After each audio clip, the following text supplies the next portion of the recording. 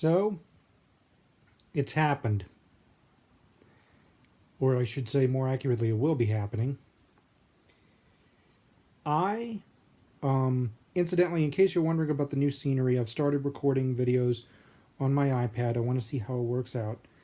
But this particular video is going to be about what's coming up actually in a couple of months. Or may not be, it depends.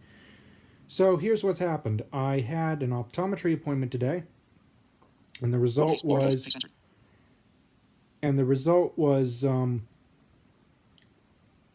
my vision is in fact 2100. My opacity is moderate.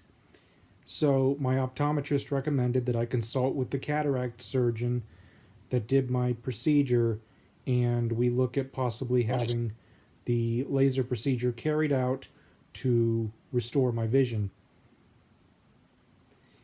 That consultation, will happen in January, so after the holiday season.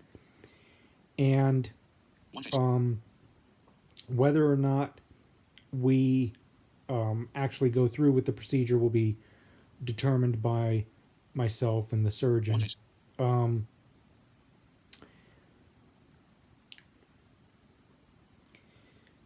Personally, what surprised me was, number one, the number of people that have the situation that I'm having, this post-capsular opacity, is actually a lot more than I thought. It's 50%, number one. And number two,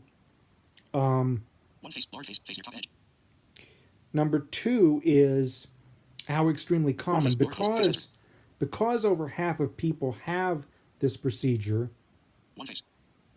Hang on a second. Speech off. Here we go. Because over half of the people have this procedure, have this condition, the procedure is actually extremely common, and my optometrist has seen thousands of people that have had this procedure done, and they have not had a problem of retinal tearing. So whether or not this will affect me personally has yet to be seen. But he genuinely thinks it's worth at least talking to the surgeon and seeing what they recommend. So that's going to happen in January. Now, back when I had the cataract done, I was on top of the world. I felt like a brand new person, and I honestly felt that I would never need to use the assistive technology or my white cane ever again. And now this happens. As a result, because of what I've learned over the last year, I am not giving up my assistive technology. It may become, if this is successful, it may have less of a role, but that I'm not going to stop using it altogether by any means. What I'll probably end up doing is using the technology,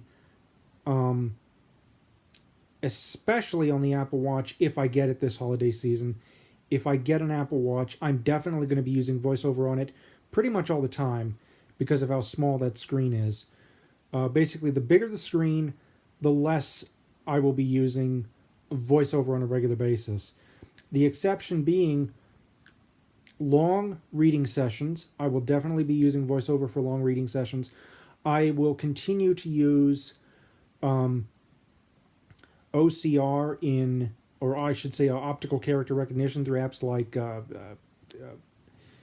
KNFB Reader in situations where the light is so bright that the glare just makes it very strenuous to read something. Okay?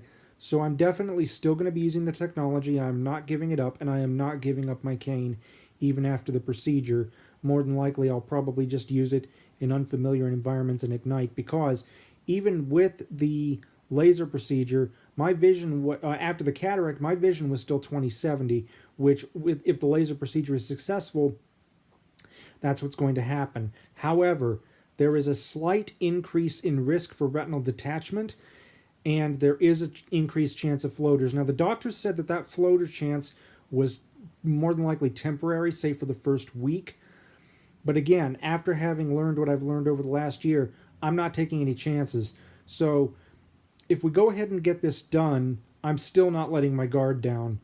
I will have my vision restored to what it was immediately following the cataract procedure, but I am still going to be using the assistive technology on a regular basis.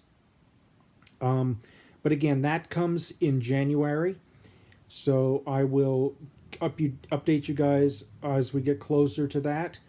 And so yeah. Also, I want you to know what you guys think of utilizing my iPad for videos. I am looking at the possibility of... I wanted to do a screen recording with a camera in camera, but I couldn't figure out how to do that with the built-in tool.